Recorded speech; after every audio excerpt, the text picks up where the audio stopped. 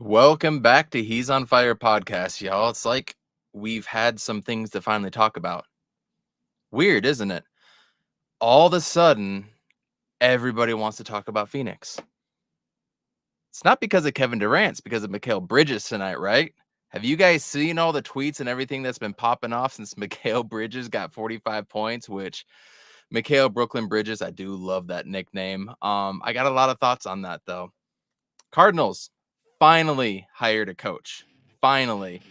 But was this their guy the whole time? I kind of think it might have been. Kind of funny how that works as well, too. The Super Bowl's over and we get one of those coaches. Got a lot of thoughts, got a lot of panelists coming on the show. He's on Fire podcast. Welcome back. Urbanich sets. Looks up. And it is caught. Down strong. Blitz coming. Matthews. Palmer extending the play. Crosses the field. Larry Fitzgerald. Larry Fitzgerald is insane to the 4-yard line. Crowder looking, throws it alley. Oh! He puts it down. He puts it down. They're getting a little wobbly. But a downfield shot on you. A foot race. They won't get it. Center field. The Diamondbacks are world champions.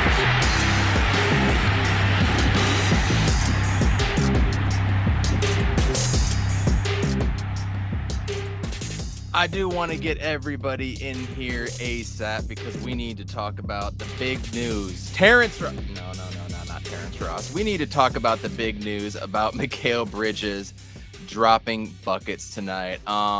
Very, very interesting how this all kind of happens, how he's traded and now Mikal is going off.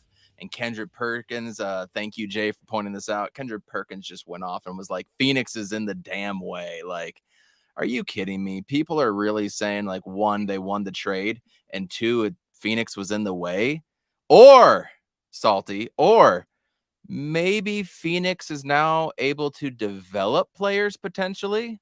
I don't know. What are your thoughts? Kendrick Perkins is a hater. I think he comes off like that, but it's all, I don't know, recency bias. Let's just put it that way, because Mikal had a stinker of a game, but somehow people just gloss over that, right? They don't really go back to that, and they're just like, Mikal, oh, we won the trade. I forgot who it was out there in Twitter land that put out that Mikal was better than KD, but whoever that is needs to get their head checked, all right? KD's arguably one of the top 10 players, best players in NBA history. And I don't care how much growth Mikal has had. Shout out to him.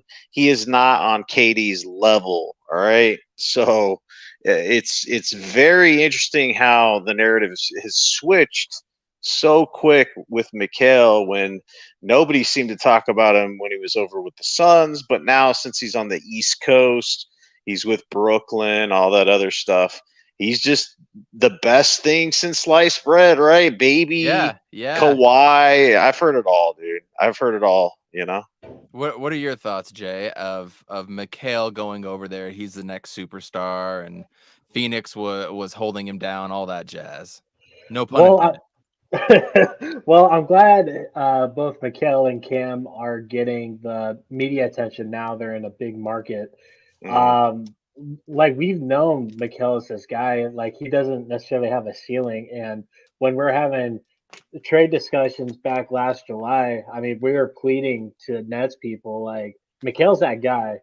And if Cam Johnson can develop a little bit of his game, he can become like a DeMar DeRozan type in the next couple of years. Like, these guys. You think Cam Johnson can become a DeMar DeRozan type? He's heating up. His midi was developing during the end of last season and early this season before he got injured. You know, he doesn't have the moves to be able to take dudes. He doesn't take guys one-on-one. He doesn't have handles like that, but he can drive. But anyway, but like, we were pleading with Brooklyn Nets fans and NBA casuals over Twitter that these guys are the real deal. And yeah, like, if you're comparing him to KD or any other top 10 player in the league right now, it doesn't look so appealing. But you got to start watching Suns games, and I'm glad at the point we're at the point now where we can send out a couple guys. Like Dario had a good game today, and he only I played didn't about even like check. I yeah, didn't even check that. I he didn't only even played know he was about playing. yeah, he only played about Jeez. 20 minutes, but dude, he was him and Shea were that like they were feasting. Like I could the see that being a good combo now that I'm thinking about it. Yeah. right. So like now we're at the point where we can send out players and them flourishing and stuff. And like the way if Mikal keeps this up, he's going to be getting an extension from Brooklyn. He's obviously the best player on that team right now. Spencer He's Dinwiddie's already on true the ISO. extension. I mean, we signed Yeah, him Yeah, the he has. the extension last year. He's good. Yeah, right. his contract's very friendly. That's one of the Very. lower. Yeah, especially since like the contracts are going to go up in a couple of years and stuff. But I wanted to comment on what you were saying with Mikal quickly, because I'm not hating on him. I want him to do the best he can do, But how many All-Star games has Mikal gone to? Right, Exactly. 0. Okay, and it is just so strange to me. Like I said, KD, it doesn't matter where he's at right now. It's not like he's 45 or something like that. He's in his prime still. You could argue back and forth whether it's like what side of the hill it's on or whatever. But Mikal, make an all-star team, do some other stuff like that. And honestly, I tweeted this out, and I think you responded, Evan. Did you I was miss gonna ask you. did you miss Mikal or Cam? Like, I'm not trying to be a hater. Like, when you were watching the game and they were kicking ass, did you once think, oh, man, I miss Mikal or I miss Cam right now? I didn't think about them at all. And I don't know what that says, like, that our team is just that deep.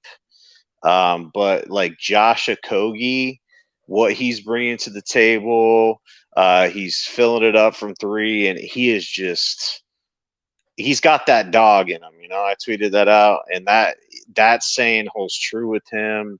And I think he brings more to the table defensive wise than Cam Johnson would ever do. You know what I'm saying? So there's a lot of players that have stepped up, and I think that added to the Suns' ability to be able to move off those two and get something in a trade like KD, because they have so much depth now. It's insane.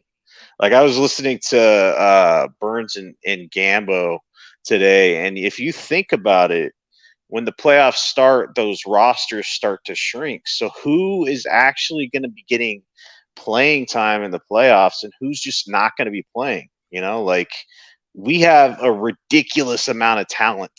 Okay, what's his name? The dude we picked up from OKC. He didn't even sniff the court. He didn't even play. He got a DMP. They're still talking about Ish Wainwright, because he has one more game on the two-way, and then they got to make a big decision. But even if that does happen, there's going to be guys that are very talented that just don't get playing time, because we got Ross, right?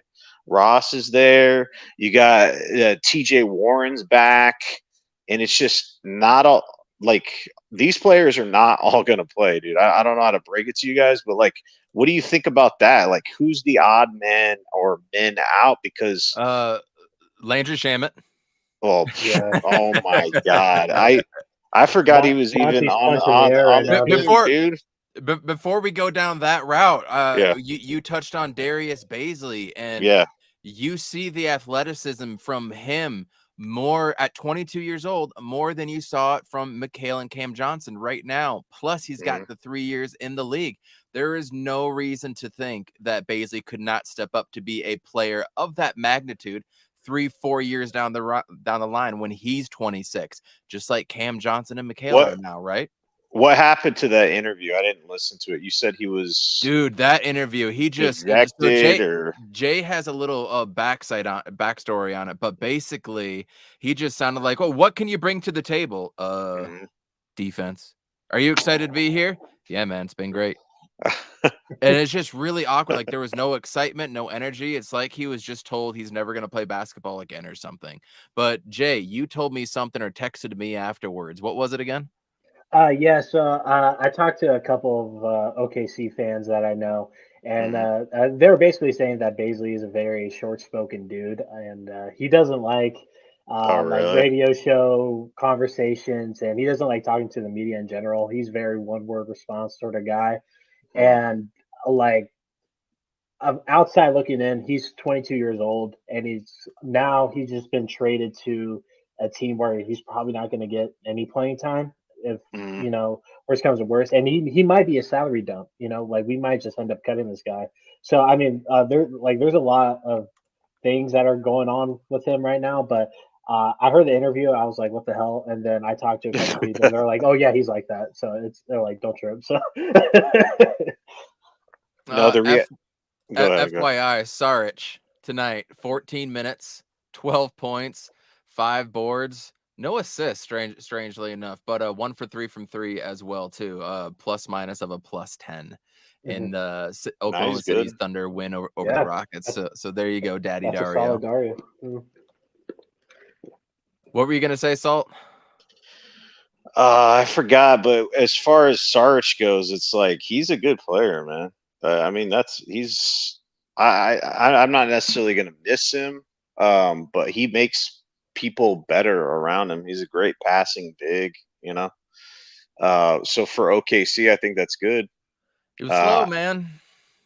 He was slow. He couldn't jump. I mean, he did the right things. He's not, I'm sorry, dude. He's not a championship player. I mean, he was solid for what we needed. And when we brought him in that year of the bubble, kind of leading into that bubble, we had mhm, just, gotten done with Aiton being the #1 pick the year before and Mikhail. Then Aiton goes out, but we had Dario and Monty. It was Monty's first year head coach, right?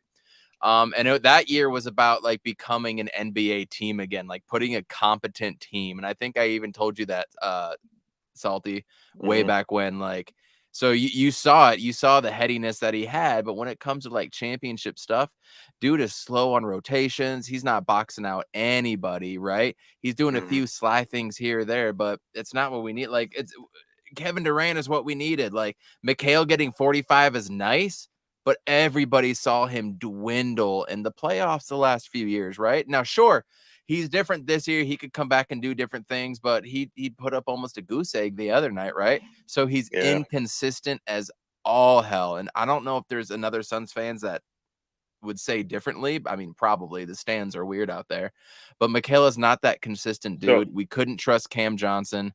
Obviously, KD is inconsistent. His health is inconsistent. So that's a risk as well, too. But it's fucking KD. And listening on the Bill Simmons podcast, he talked about KD in a completely different way than anybody else has spoken of him. He called him a pantheon guy. And he says there's a top 16 guys in the league of all time, and only 6 of them were ever traded. 6 of the top 16 players were ever traded, KD being one of them, right? mhm. Bill Russell, Wilt Chamberlain, Kareem Abdul-Jabbar, and a couple other guys. And each one of those trades resulted in an NBA championship. So a pantheon player, which I really like that term. I'm going to start stealing that. A top 16 player, a top pantheon player. 6 of them were traded and they all turned into championships. I think that's a very important stat that we cannot lose here. Yeah, the whole thing is like a lot of people just gloss over it. KD by himself, it requires a double team to stop him a lot of nights, right? So throughout Booker's entire career, he's been that #1 guy. And the reason why shit just went south, it was a variety of different reasons. But Devin Booker was getting double, tripled, whatever. And then if he didn't have another option, which we didn't, then they could just keep going back to that well. And then CP3, he had to pick up the load, and he just broke down over time because he can't do that anymore. So just putting KD in that lineup, who are you going to double? It's like, who are you going to put your #1 defender? Like, who would that be? It'd be, okay, well, we put our #1 defender on KD, but then what happens to Booker, right? Mm-hmm. Or it is a matchup nightmare. And honestly, if anybody is regretting this trade, it's insane, because this is literally the move that has never happened to put us over the top, and we don't have a championship. And I'm sure if you polled a lot of the Suns fans out there, and they're like, hey, if you're guaranteed to get a championship, yeah, you would do a lot of things to make that happen, because the only modern days pro sports championship in Arizona is the Diamondbacks, dude. And that, how many years ago was that? But what did they do to get a championship? Salty? What did Randy they Johnson? do? Deferred salaries and all that stuff. Spent money. They went out and got dudes. They got Gonzo. They got Schilling in a mid-year trade, by the way. You know what I mean? They got Mark Grace. They got Randy Johnson, obviously, a few years prior. Like, obviously, this is what you got to do. Obviously, Suns fans are going to miss Cam Johnson and Mikhail. But back to your point, bro. Last night, nobody was missing them. Nobody. When we were beating up on the number 3 team in the West. About them. No. And you see KD over there getting the crowd riled up to miss the second free throw, talking over to Ayton. Yeah, doing all that stuff. Nobody missed him. And I think it's more of the, now that we have him and we have to wait until next Friday to watch him play, you have time to second guess everything, look at what Mikhail's doing. What about injuries? Are we going to be healthy? You have time to really settle in and let all those thoughts kind of sink in and formulate. But when we see it happen next Friday, it's going to be game over. Now, I will say this. I do think we're going to have some growing pains. The very first game where Durant played against Golden State, they lost pretty badly. I mean, it was an opener, right? So, like, who cares if it's game one? And then they went on to dominate and win, yada, yada, yada. I do think there's going to be some growing pains, but I think it could be just a handful of games maybe. What do you guys think? Am I off base here with that? No, honestly, I think it's going to take a while because you're literally throwing in all kinds of moving parts. And I think KD adjusts pretty well because in OKC it was kind of a slower pace. And then he was able to adapt, obviously, when he went to Golden State. And players of that caliber, can do that. They're kind of like a jack of all trades, like kind of they'll fit in no matter where you put him because, I mean, he's a world talent on offense and he plays good defense. But it's all these moving parts. Like I said before, when you get these players together, you saw this with Kyrie Irving and Doncic. They're both ball hogs.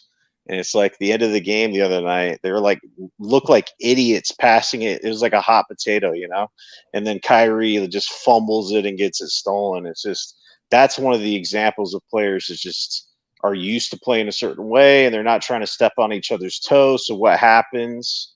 The shit goes south and you mess up the play because literally that's what's happening there. They're both ball dominant. They're trying to not step on each other's toes, so they just keep passing it back and forth. So it's like the alpha in the room. Who is the alpha in the room? This is Booker's team. This is not Durant's team. Even though arguably you could say Durant is better than Booker at this point, that doesn't matter. This is Booker's team. So it's going to be an interesting dynamic to see how that functions because when you were hearing, I don't know if you guys heard Ayton talk about Durant, but he sounds like a little kid, like that's having his dreams come true. He's like, Kevin freaking Durant, man, I can't believe it. Holy crap, dude. And it's just like you can hear it in his voice because literally he was a kid when Durant was first in the league and dominating and shit like that. And then now he's playing with him. You can imagine what that's doing for you. We could talk about Ayton as well, but man, I think KD, the energy that I felt, because I haven't been this excited because KD wasn't even playing. I knew that, but I was just excited to watch Suns basketball because they're all in, and the energy in the arena was palpable because all the fans that have been here for the long run, we've all been here, man, and it's just like, we all know what we ultimately want. And this is like, we can see the light at the end of the tunnel, but they got to do, because like this team is crazy, like the way it's built, but they got to put it all together. You got to be lucky with injuries and stuff like that. But a person of KD's stature, of how great he is, he just elevates everybody else. So like the energy in the crowd was crazy. Ayton was taking it up a notch. Booker was showing off with his dunks and shit. And it's like they're trying to show out, like, hey, Katie, look what I can do. You know what I'm saying? Like, Yeah, I got that sense too. I'm Kevin freaking Durant. You know who I am. Like, this dude is like the Reaper, man. Like, literally, I remember watching Golden State games. And when they announced that they were getting Katie, I was like, oh my God. You know what I'm saying? Like, well, that's a wrap for the NBA. We're not going to be winning for the next whatever it was because you didn't think Katie was going to ever leave. And then they had all those players, and Katie literally was just like in God mode with them, So I've liked KD, and just the fact that we have him on our team, it feels like an alternate dimension, honestly. Like, It is. I still don't believe it. It's just so weird to see him on the sidelines, see these like promo photos and videos and shit. And it's like, all right, I guess this is real life. I don't know, unless I wake up from a dream. But I love P-Dog's comment. I love being on the other side of hard. Planet Orange is starving for NBA titles. Yeah, we might be on the other side of hard. Hard was 4 years ago. Doesn't it still make you guys uncomfortable to get that tag, like super team or like favorite to win? Like, that's critical. No, that's bullshit. You can't call us a super team because we never won shit. Booker's never won shit. Chris Paul's never won shit. Come on. Yeah, but people are, like, this is unfair. You've seen these are the people. Yeah, these are the people saying Mikal Bridges is better than Kevin Durant right now. What's funny though is Mikal Bridges does this, and he doesn't have a player like Booker on his team, right? He doesn't have a DeAndre Ayton. He doesn't have a Chris Paul. So yeah, he can go off like this when there's nobody on that team that does what he does, or really is as good as him, right? So he was doing this stuff when there wasn't anybody playing with him in Phoenix. But now, because he's on the East Coast, it's whatever. We've already gone over that. No, but the bottom line is, quickly, in crunch time in the playoffs, who would you rather have, right? Obviously, It's an obvious question. I just, and it ain't close. I don't trust Mikal after last year, man. I know he's not on the team anymore, but imagine going into the playoffs and then being like, well, if Booker's getting locked down, he's getting double teamed. Well, we got to rely on Mikal. What if, it just, Jay, do you think we're going to have an adjustment period with Kevin Durant? How long do you think that's going to take? I mean, we got to talk. I want to talk about Tony Warner. I want to talk about Terrance Ross, who is now actually eligible to play tomorrow night. We'll see if he does, but go ahead, Jay. Honestly, I think KD is in the small minority of players in NBA history where you can just throw him in any system and he can kind of figure it out right away. The 0.5 system isn't incredibly complicated. I mean, it takes a couple of film sessions to kind of figure out like who's the pigeon, who's rotating, who's switching, and all this stuff. So I think KD will adjust pretty well. I think the team as a whole is going to go through some growing pains because now they have like Kevin fucking Durant. So like the ball is going to be not like passed around as much, like Craig isn't going to be waiting on the open corner shot, anymore. Like that, the ball isn't going to swing all the way around the court. It's going to stop at Book, DA, or KD. It's not going to touch everybody's hands just about every possession. So I think KD would adjust just fine from game one on. I'm glad game one is against OKC, and then a couple games later it's against Milwaukee. So he has a good 3-game stretch before we play against a pretty good team, top 2 in the East, favored to win a title. That'll be a good taster to see where this team's at. But watching that Kings game, we talked about it at halftime. Mikal and Cam Johnson were just an afterthought just because of how well we were playing. Book didn't attempt a 3 the whole game. We weren't really too stellar from 3 last night anyway. We absolutely dominated the paint. Chris Paul chose his moments. Devin Booker was showing off, like Salty said. This team was just clicking, and then Josh Okogie, he's making high basketball IQ moves and like within the starting 5. And Craig is still playing like he's the op for the team and shit. Like, so I think going forward, I mean, I'm on board with having Okogie in the starting five. I don't know about y'all, Yes, I but don't know. I don't know if you can afford to not play him because we all like Torrey Craig, but he wasn't making hustle moves and driving it to the basket and doing all that hustle stuff that we see Okogie do. We saw it at times, but not to the level of Okogie. I don't know if you can. I was on board of having Craig stay in there, let Okogie come off the bench, provide that spark. I don't know if you can afford that now. What do you think, Salt?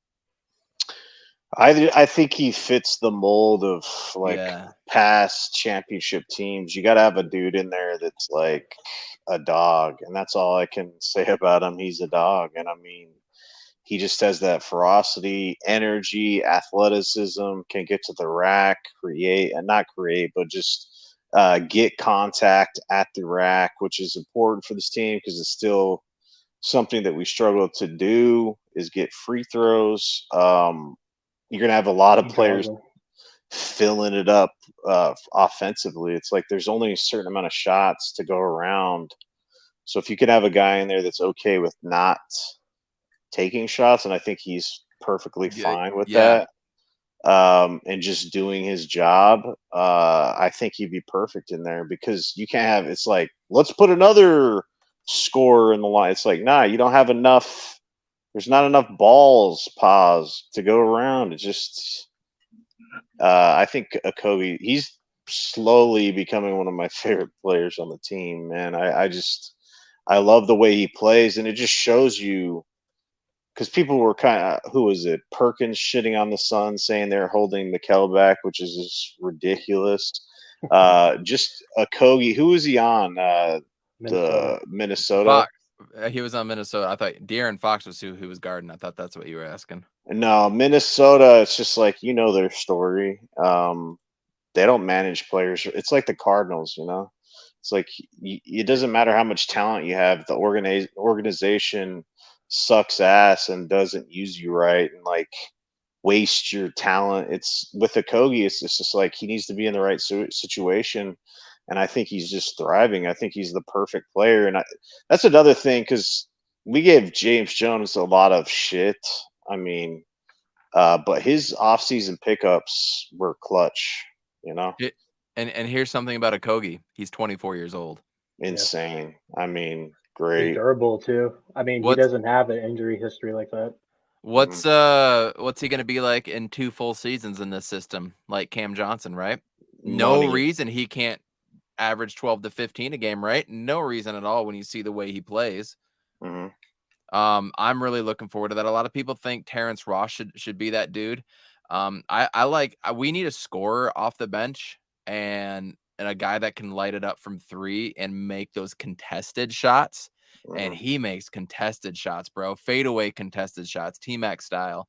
And that's something we haven't had since Jason Richardson. Shit, we haven't had a dude that can hit it like that in a while. I mean, sure, we got guys that can hit wide open threes, or Mikal just shoots it over dudes, right? But 6'6" contested shots, rising over them, hand in the face, not like this. And then you got TJ Warren, a guy that can also get buckets. I mean, he was off last night. His defensive rotations were slow as shit. He didn't look like he knew where he had to go. Somebody made the comment, this is definitely more passing than TJ Warren's ever had to do before in this system. So you're definitely going to have to get an adjustment. But you saw just with that little turnaround, man, that little bank off the block that he was at, that was just so smooth. So now we've got Warren and Ross off the bench. Obviously, you're probably going to get Craig, right? He's going to be the odd man out, or it's going to be Okogie, probably Craig. Which, by the way, Okogie is 6'4", but he has a 7-foot wingspan, so something to keep in mind there. And then you've got Jock or Biz, and it looks like Campaign or Saban Lee is going to be the de facto backup point guard. Because just like right before we got on Twitter, who said it? Woj came out and he said Russell Westbrook has communicated with the Bulls, Clippers, Wizard, and Heat right now. So Suns do not look like they're in it as of just right now. So it's probably going to be a Campaign. So those are your backups, and then you'll have Shamit back there, and then one of Jock or Biz. And we didn't even talk about Damian Lee. I don't know about Damian Lee right now. Dude was on fire before the All-Star game. The last few games, he's doing some weird shit. So Lee might be the odd man out, you know. Ish obviously probably won't. I mean, we don't want to see Ish Wainwright in playoffs. If we're watching Ish Wainwright play playoff basketball, something is wrong, or he's made a gigantic leap. And then, you know, then you got the Saban Lee or a campaign that those are the other backup guards. What are your guys' thoughts on Damian Lee? Anything real quick? Because I'm a little down on him right now. Damian Lee, he's in a shooting slump right now, and I think. Hold on. This comment is for a Hunt Star 05. Nash knows all too well about Jay Rish hitting that. Boom shakalaka! Wow, he went there. That's tough. But yeah, now Damian Lee is on the scouting report. I mean, like he was hot. True. Yeah, so he's getting picked up a lot more now. And then when he is open, he rushes the shot. I've noticed that as well. So I think he's just in a funk right now. I mean, it's the same funk that we've had with Cam Johnson in the past. Like he just needs to see a couple go in and out, and then he'll be like right back on track. But he's just been playing sloppy recently. He might just be going through like fatigue or whatnot because he has been playing a lot as of late. But when it comes to the bench unit, our struggles were mainly coming from that we didn't have a point guard running the show, and like in the beginning of the season when Campaign was out or Chris Paul was out, Campaign took over and he was playing like one of the best point guards in the league, plus minus wise. So when he comes back, which sounds like the 24th as well, according to Flex, that's what he's been hearing.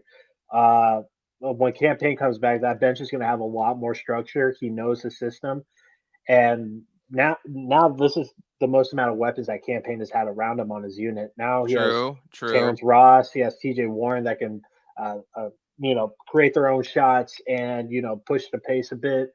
Josh Okogie is probably going to be playing 38 plus minutes every night now. I mean, he's basically taking McGill's thing, so he's going to have a defensive guy like in and out of the bench and starting unit going forward, and then Craig coming back to his original role. And him just, being the defensive guy, snatching, offensive boards and stuff, him giving second chance opportunities off the bench, that's going to be huge. So when Campaign comes back, this bench is going to look a million times better. I guarantee it. He's not coming back, Sonia. No, they don't even have a timetable. The last thing I heard about Shamit was he's pretty. We're going to be waiting a while for Shamit with that. This whole We're not going to be situation. waiting. Nobody's going to be waiting on him. I mean, he no lost his spot. No one cares about him. I'll take Damian Lee and Terrance Ross over Shamit every day of the week and twice on Sunday. But like this bench is going to look a million times better when Payne comes back. Yeah, he does suck at playmaking, but he knows the system. And in the beginning of the season, he was great. And like him and Book and DA got us to 18 and 11 before everybody got hurt. So Campaign's that dude. He can be reckless. He plays like Russ sometimes, and sometimes he plays like a very coherent point guard. So I mean, it's the best you're going to get for the backup point guard position. So I was kind of sold on Russell Westbrook. Salty helped out with that a little bit. John Voight at Suns Jam Session, he helped out with that.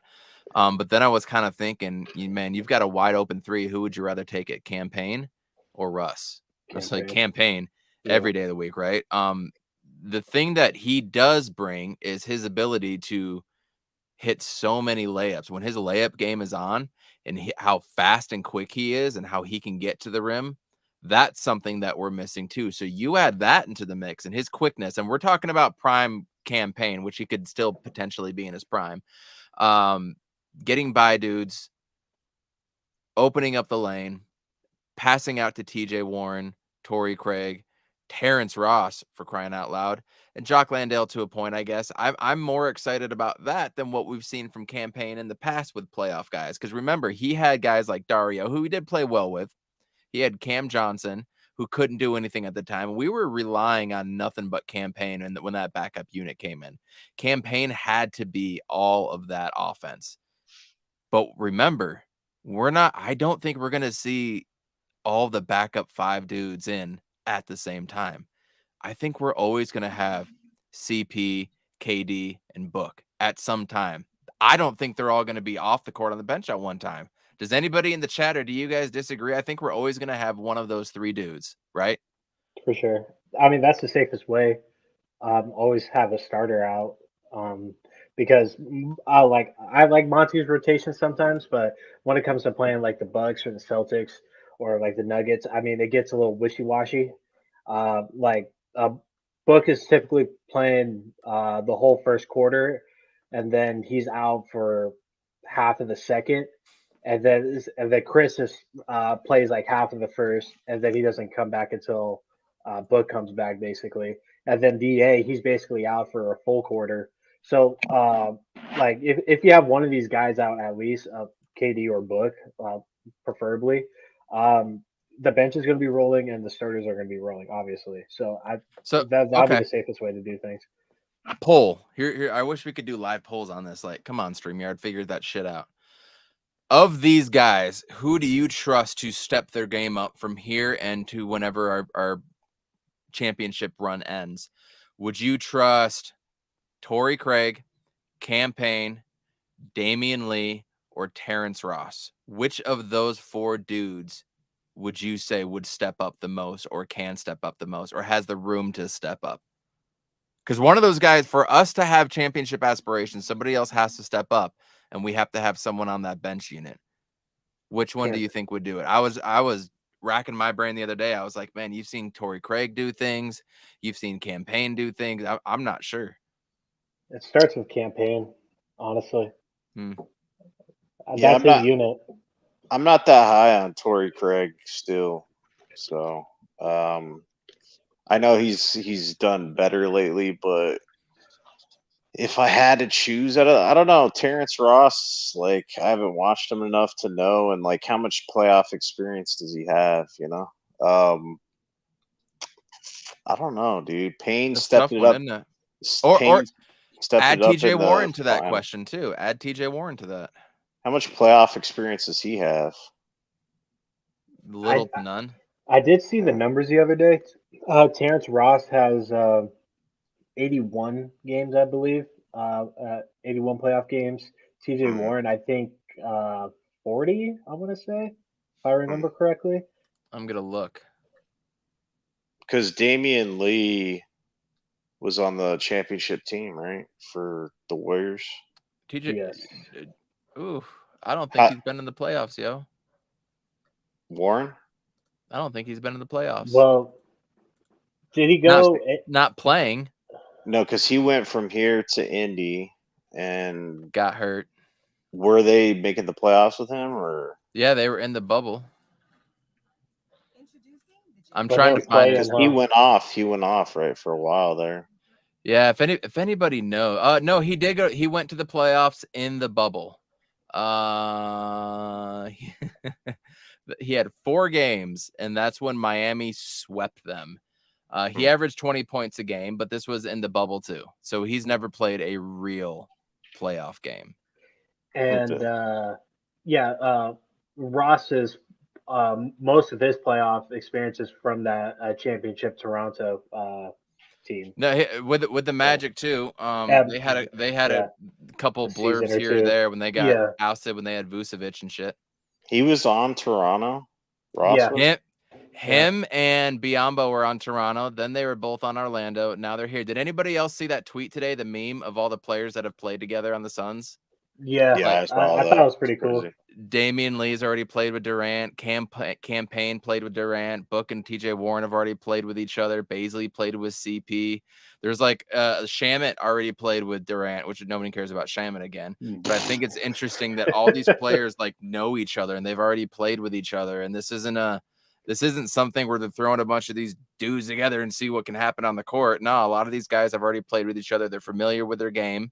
And they know what to expect. I mean, CP and Book have played with Kevin Durant on the USA team and the select team, right? So they already know what to expect from him. So Oh, if I ask you the question, because you know how like playoff rosters shrink down, do you think we're gonna? Because the weird thing is they were bringing up all these stats and stuff, and Burns and Gamba were like talking about usage rates of the playoffs, and they brought up like listed all the players off, and Langston Galloway came up. So it shows how different these teams are, because literally that Suns team that went against Milwaukee, I know they're up 2-0, but they're in no league with the current Suns roster. Like, look at that roster and compare it to the potential one that we're going to be rolling out.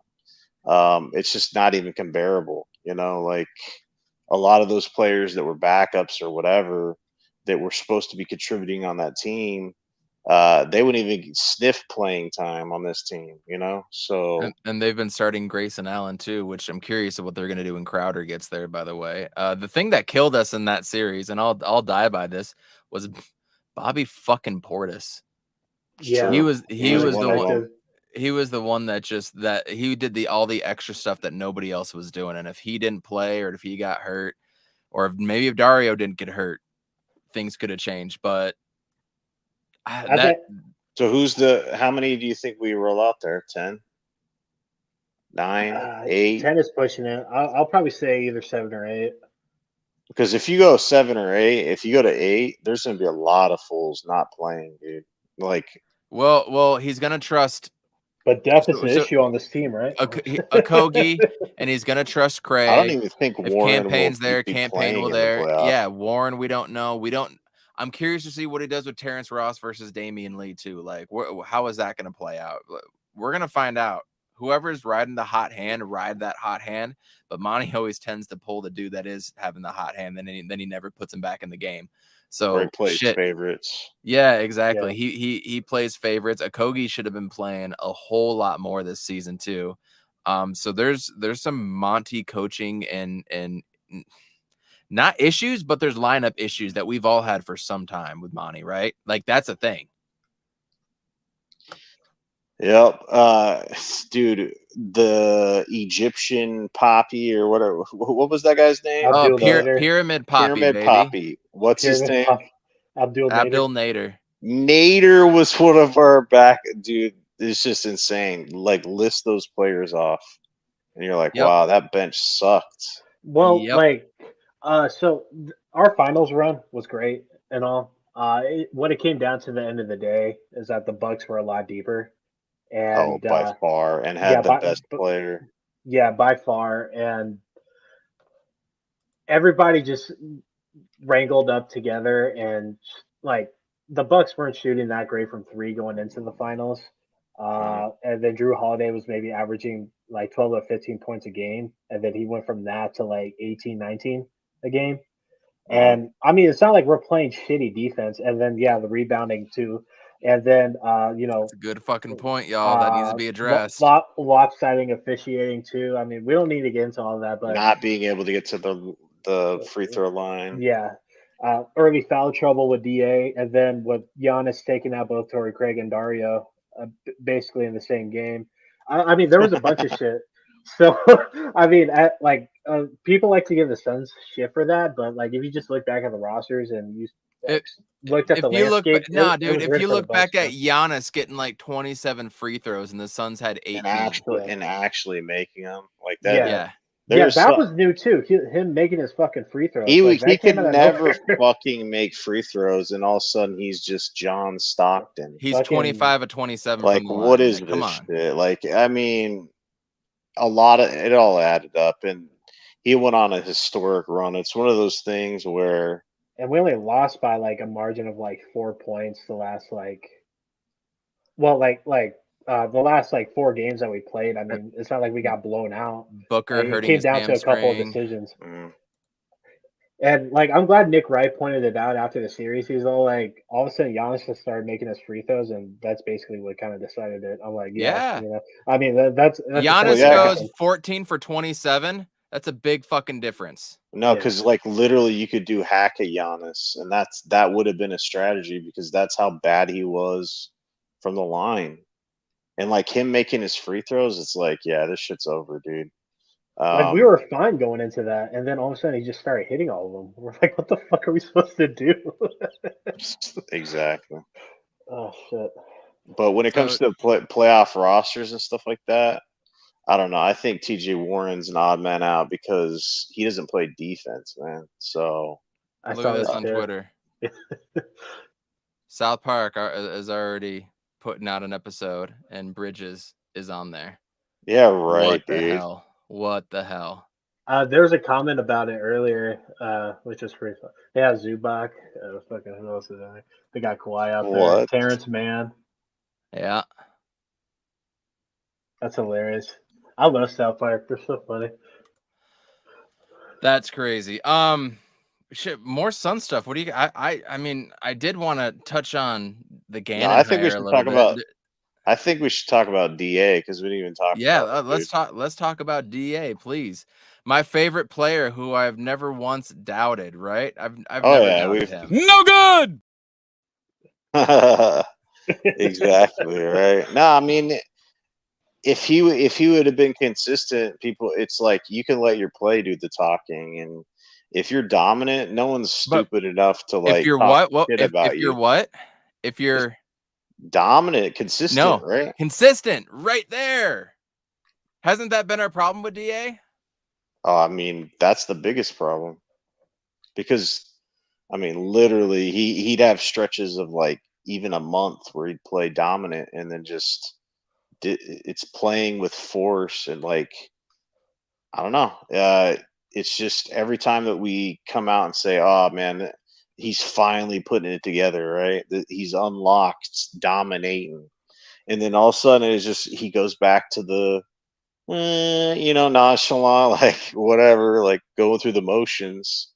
It's like that's the most frustrating part because the reason why everybody wanted to draft him number one is because like he has everything. He has all the tools, like athleticism, height, just post game His switchability on defense, guarding the perimeter, guarding the post, everything. Like, and he just is he could be a beast, man. Like if you look at the dunks he was doing, and like with the force, that's the kind of shit you want to see. It's like go up there strong and fuck these dudes up because literally Sabonis got his ass handed to him. And Sabonis, we'll call him fool's gold because he's one of those players that will fill up the stat line. If you look at his stat line, you're like, oh my God, this dude killed it. But he was like a minus 20 or like one of the worst plus minuses on the team.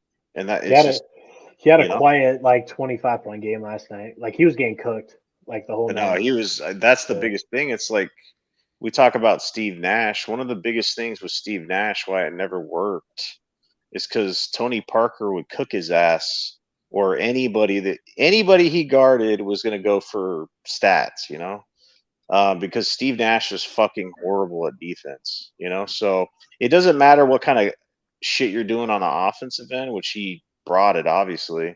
It's just like if you can't bring it on that defensive end, you're a huge liability. You're like a fucking, and that's the biggest thing. It's like Joker, right? He's winning these MVP awards. He doesn't bring it from a defense perspective anyway, So it's like these players that are one dimensional, especially when you're trying to win a championship. That's the big thing, man. So, Amit, I want to ask you about DA. Obviously, we've all loved DA from the start, but what Salt said was the consistent thing, and what I've been saying is that DA was the key to unlocking a championship for Phoenix, and I still feel that way. So when he's consistent and playing like that, I said it 2 years ago on a other podcast. I don't want to trade him the way he's the way his trajectory is just going up, right? But when he's that inconsistent, getting 2 rebounds and not caring and not giving out the hustle, like what's the point of having him on the team? What are your thoughts on DA right now, and who's your buddy to your back left there? I know this dog. I got it. We won it at Legoland at a basketball game over there. I had to find a place to keep this thing. So, but hey, what's up, guys? No, yeah, DA. I mean, look, I've always thought like the sky's, the potential for this guy, and he played like it last night, and we don't see it. And I think there's certain players in the league where if they don't put effort in, it's like real obvious that they're not putting effort. Like James Harden, right? Like if James Harden isn't trying, Facts. it's very obvious. There's certain guys. I'm guarantee you there's games where Booker probably isn't trying as hard, and we don't notice it because he can still get you 25. You know what I mean? Maybe he'll miss a couple defensive assignments or rebound or something like that. Put away your furry. My furry. Yeah, I know, right? I gotta hide that thing.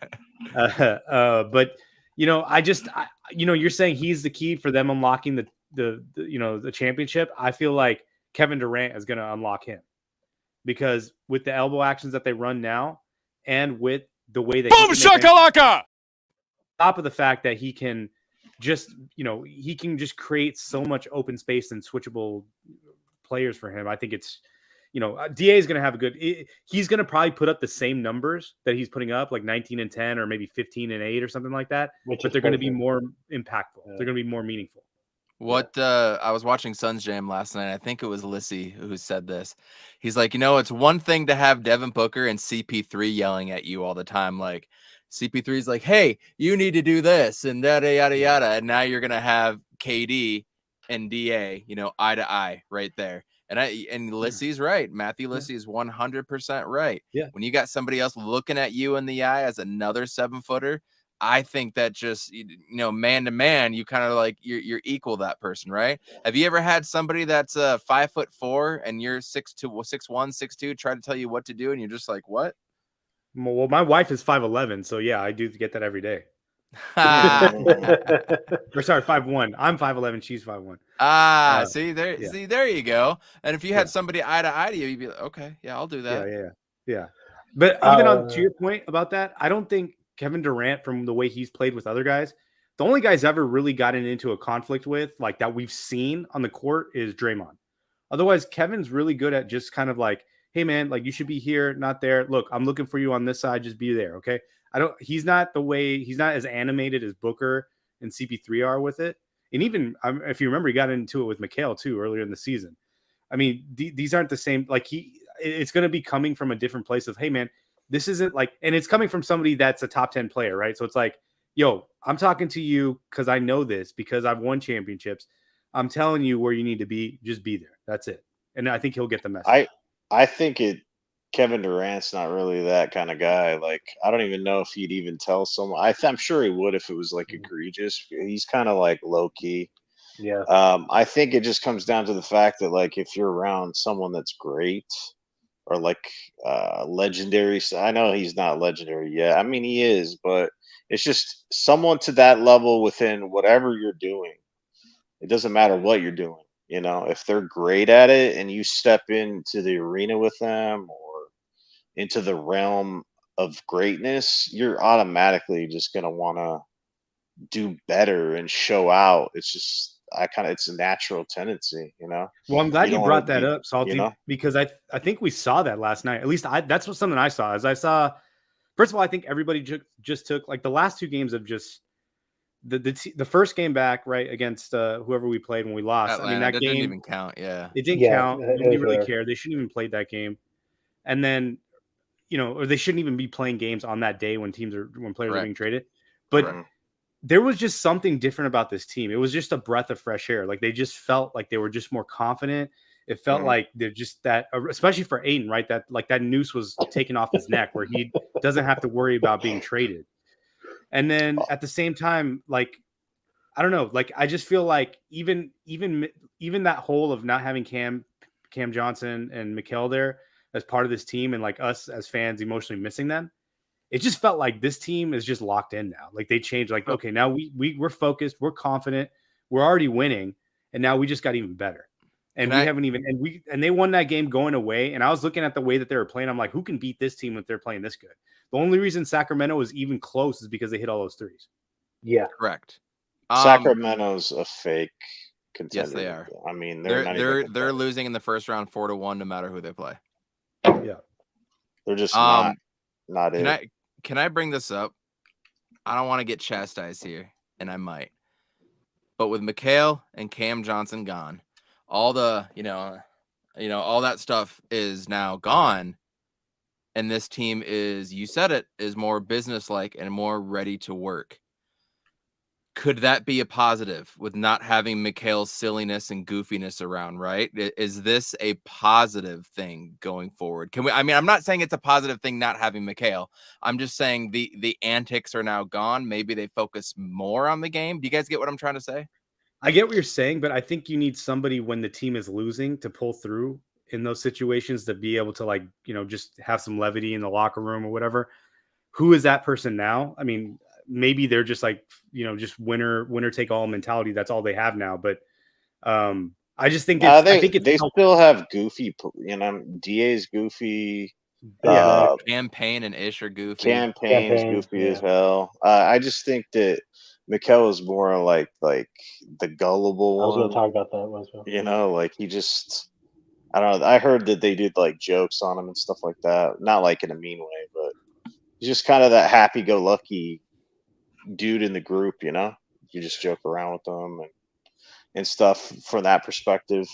I don't think it's going to change anything really, with him gone and stuff, because I don't think Mikhail's an alpha, to be honest. That's the big thing. It's you have your leaders, you got your alphas, you got your betas, and I'm not trying to call Mikhail a beta, but I don't think by any means he's going to be win at all costs. I think it's more like Booker and just kind of that leader, just lead by example and stuff like that. But I know that for a fact, not many people were saying how much they're missing Cam and Mikhail were stomping on Sacramento. I don't think I remember anybody talking about it. It's just there's just a different feeling about it.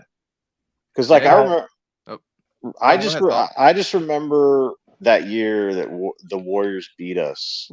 And I just knew we didn't have it that year once they cooked us. And it was just there's a feeling after that. I was just well, I don't know. I don't think we're going to be doing it. And then this is the opposite feeling for me. But I don't want to jinx it, To go with what you were saying earlier, Salty, about KD, I think KD knows his role on this team.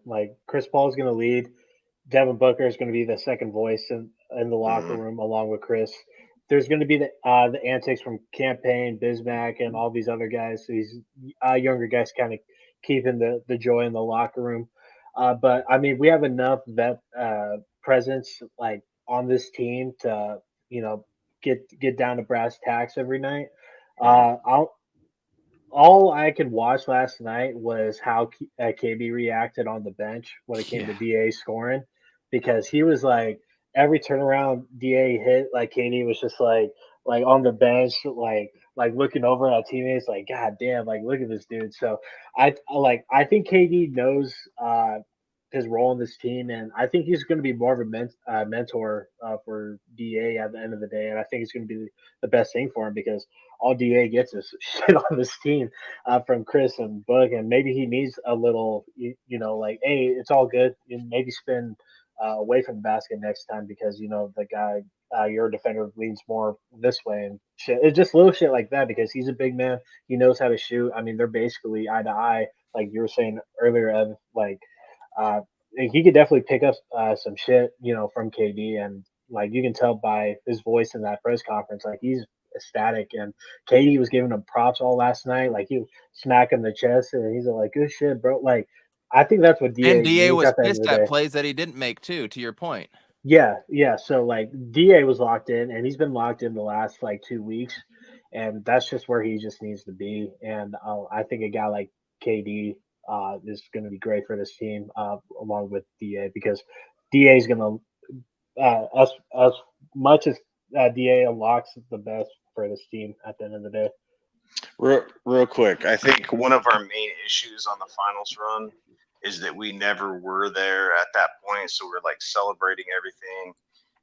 Us having a parade after we won the Western Conference was cheesy as hell. It wasn't really a parade, honestly. I mean, it was. They're driving in cars and fans celebrating the shit and the way that they were acting and celebrating. Frank Kaminsky throwing the beer can. It's just we were a team that hadn't been there in a long time, and then if you looked at the locker room for the Bucks after they won the Eastern Conference championship, they didn't give a fuck. They were like locked in. There's a big dichotomy and difference between the way they acted because they felt the heartbreak. They went through it before 4 years in a row. you know, and then they finally broke through. So I think that that's going to be important because, you know, Booker was doing crazy shit during the Mavs series and pretending like he was flopping and shit and like all this other shit. And then I just think a lot of lessons were learned, you know. So I think that's going to help us. I 100% know that KD has been through it. He's won a championship at the highest level, won MVP and stuff. So he's been there. That's like that calming factor. They've all been there as well, majority of them. And I think that that's just going to help them. If anything, if you're going to try to win a championship, that's what you need. You know? So. And in hindsight, the Mavericks loss helped. Oh yeah. It's a growing thing. It's like Jordan losing all those times and finally breaking through. It's just that's like the fire that kind of like forms you or molds you, you know. But when we beat the Lakers, that was something nobody expected, considering we were down and everybody was talking against us. And then you go and sweep the Nuggets, and then you handle the Clippers with CP going out, Campaign stepping up. It did seem like the team of destiny, right? And that's what we were all hoping for. But to your point, they went through it. The Bucks, they went through the heartache. We did not. And I think by now I think Book went through how many years of losing? You know, he's gone through plenty of heartache now, plenty of playoff losses at this point. DA is still the one that's young and dumb and still probably doesn't know any better, but Campaign was out of the damn league for a while. Nobody wanted Torrey Craig until just this past offseason when the Pacers signed him. Chris Paul, how many times has he got to get injured? This team is, I mean, KD wanted to get away from Golden State to go do it by himself somewhere else. Obviously, he brought Kyrie along, but now he has something to prove. He's got a chip on his shoulder. This roster is filled. Terrance Ross never been on a good team, and now he's going to come out and play hard. TJ Warren, his only other playoff experience was in the bubble with Indy, like we just said.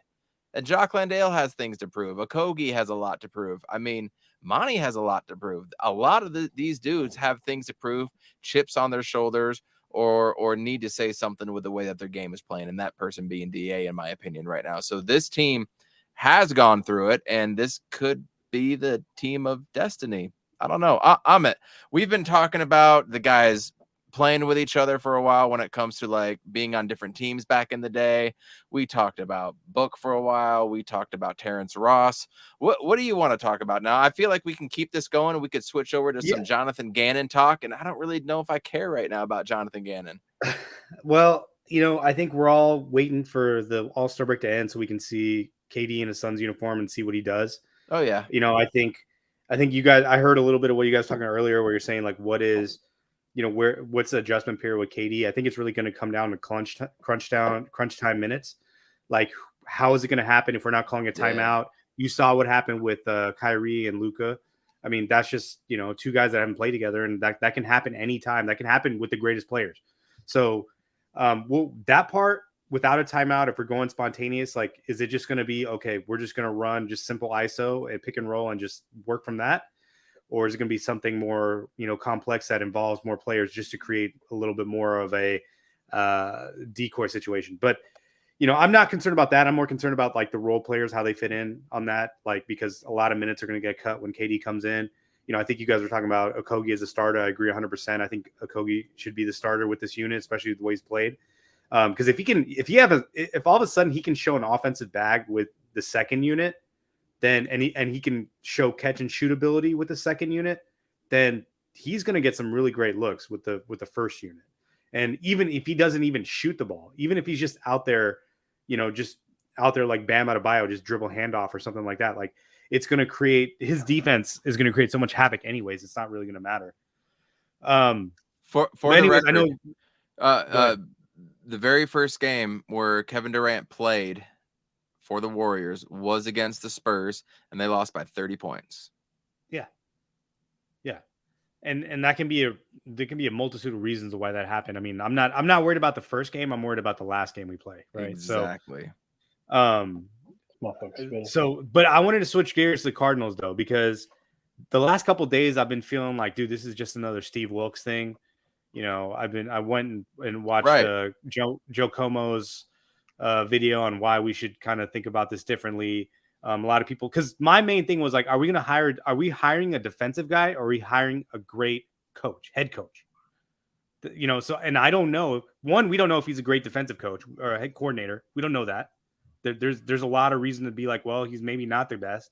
And then two, we're like, how he's not been around, in my opinion, long enough to be able to say that he is. What's up? Just talking about you.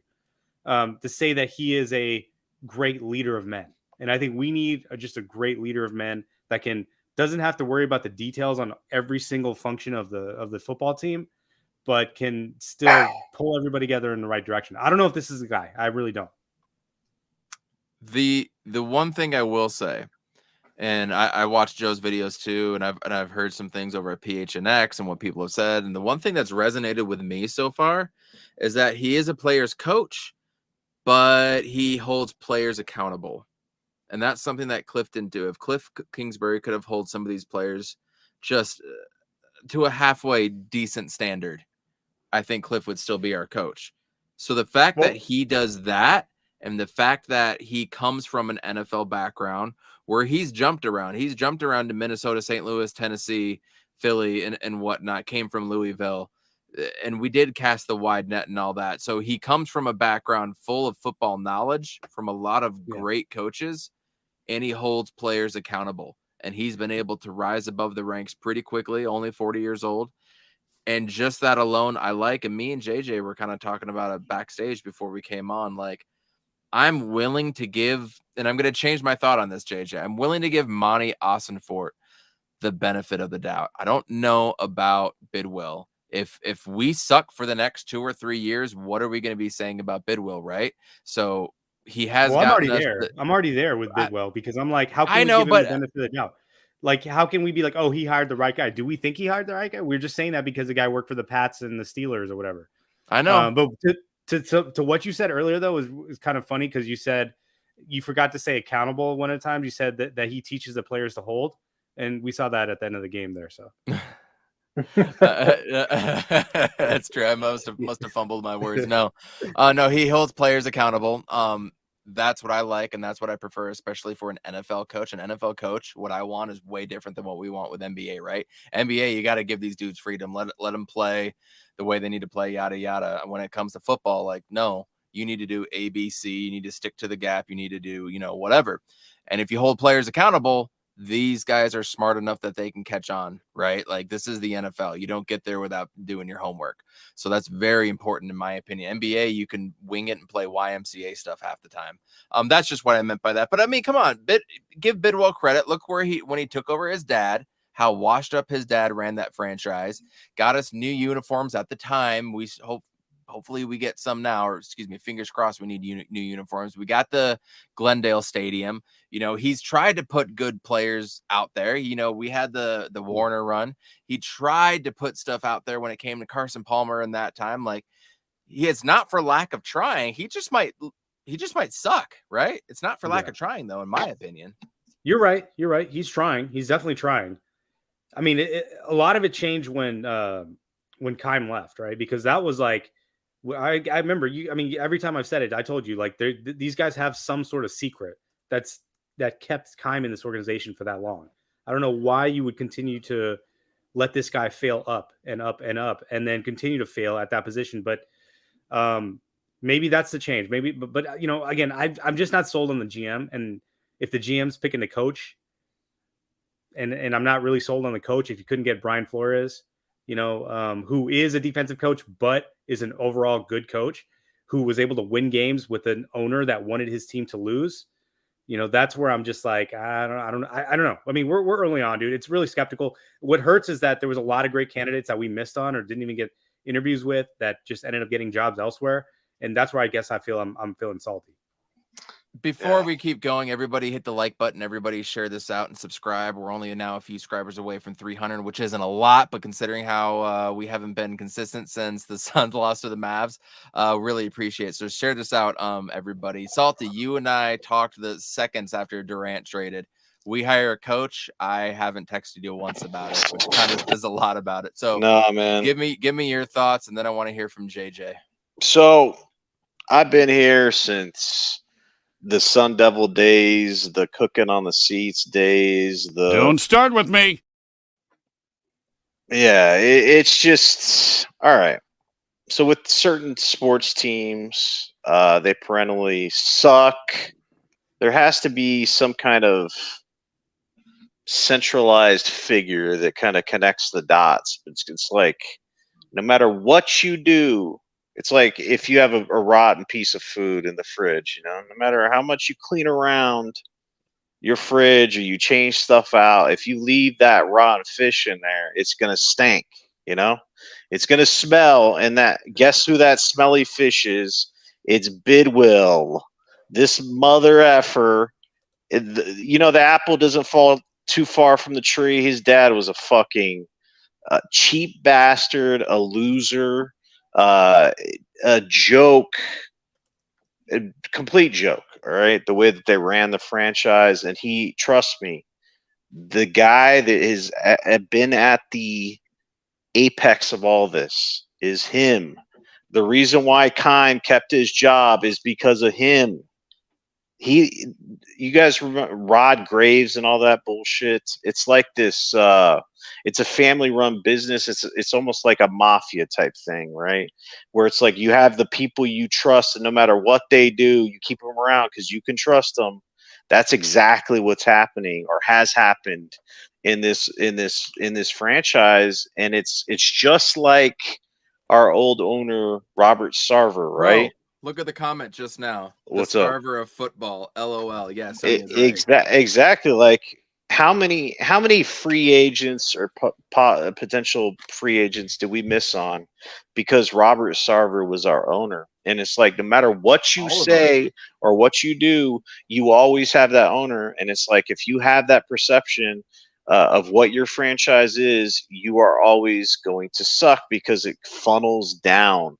And I learned everything I needed to know about Bidwill when he kept Kime after he had a DUI and after he failed so many times, kept him and then let him choose the number one pick.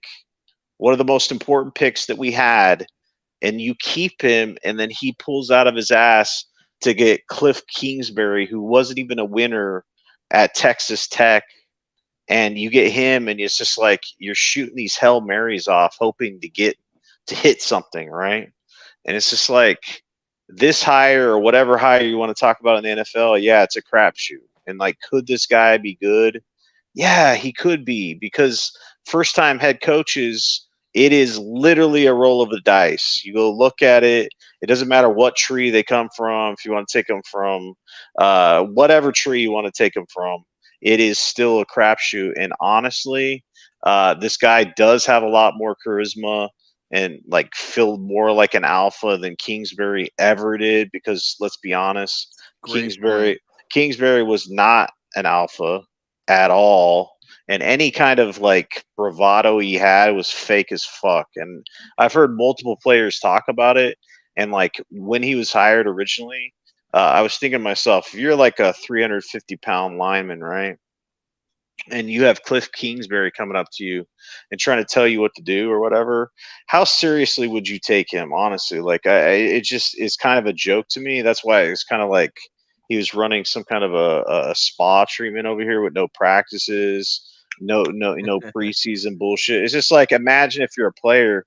I just don't think a lot of the players even took him seriously, to be honestly. Like, I don't think it's even about like his appearance. I think it's just about his like demeanor. His leader, like Sean demeanor, McVay's leadership. like the height of my wife.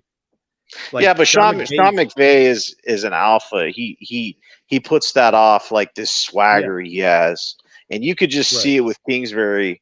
Like the fraud syndrome was eating him alive. Like he knew he wasn't supposed to be where he was. That's why the pressure was so tremendous on him. So looping it all back to this, right? Steve Wilkes lasts a year, gets fired. Then we get Kingsbury, blah blah blah, right? And then we go through all these interviews, and it was just this one long. First of all, the GM hire was weird to me. This Monty Ossenford or whatever the fuck his name is. I know he has the history in the NFL or whatever, but there's a lot more candidates that would have been better for the job. And there's, I guess, the Bear guy, one of the assistant GMs from the Bears laughed at the opportunity. It's just time after time. You have Flores choose to be a defensive coordinator over potentially being a head coach and canceling his interview. That's all you need to know. That's all you need to know. Okay. Or is it because secretly they kind of knew that this guy was going to be one of the guys at the top of their list? Yeah, I mean, you could say that Monty had his guy the whole time, and that's fine because there's rules. You can't interview these coaches after a certain period.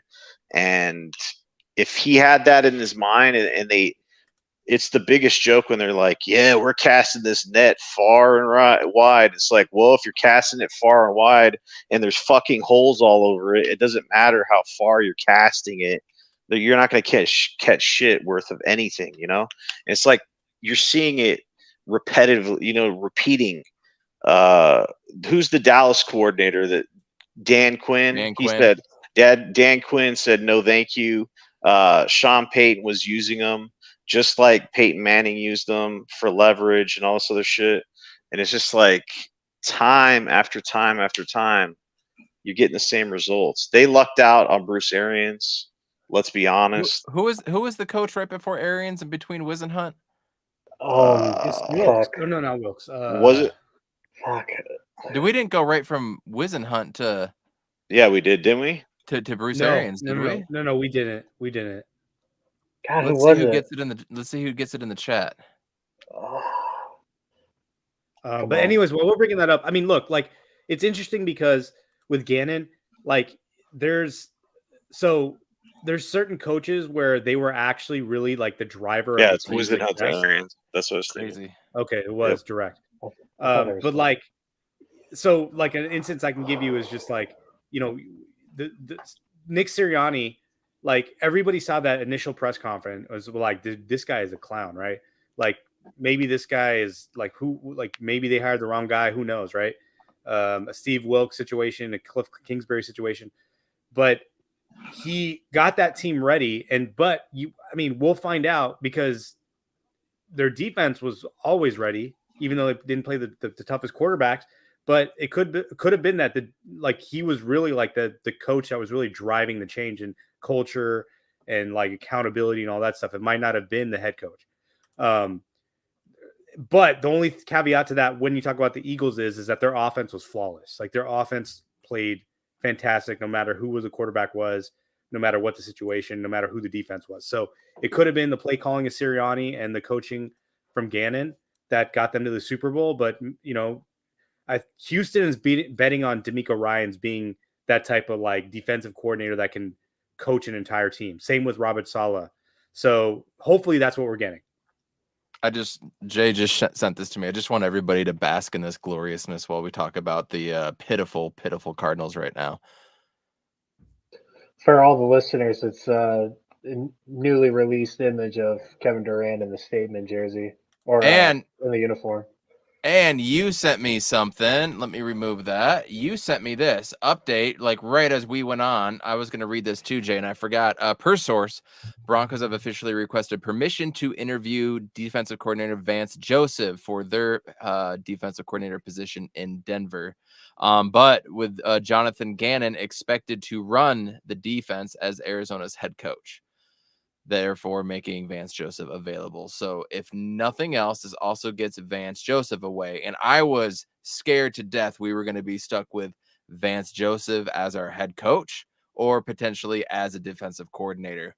So at least they're getting that right. Can we give them like a little bit of flowers on that one? Yeah. Yeah. I mean, the fact that Vance Joseph is still part of the staff at this point after Kingsbury's gone is a question mark in itself. It Why? speaks Why is he volume. still? Saving money, What's that? man. It speaks volumes, and it's because they wanted to wait till the last second to see potentially if they wouldn't have to pay his contract. Got it. You know what I'm Makes saying? sense. Makes So they're sense. like, Makes sense. hey, let's hire this new head coach and let's force him to keep Vance. It's like, come on, man. Don't keep anything. Like, go fresh on everything, you know? So from that perspective, I think that's Bidwill doing something different, because literally it was all inside guys.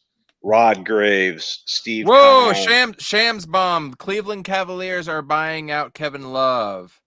Ooh. Dude, Oh, really? Shams bomb. That Bring would him. help our rebounding. Bring him My in. first guesses that I wanted from that buyout market was Terrance Ross and Kevin Love. Did you hear that Tim Kempton rumor? Tim Kempton rumor. No. Yeah, Tim Kempton was saying stuff on a broadcast that he heard things behind the scenes that they're not done, and there's something big in the works. Oh, no, what? I did hear Do you that. remember hearing that? Yeah, I did hear that.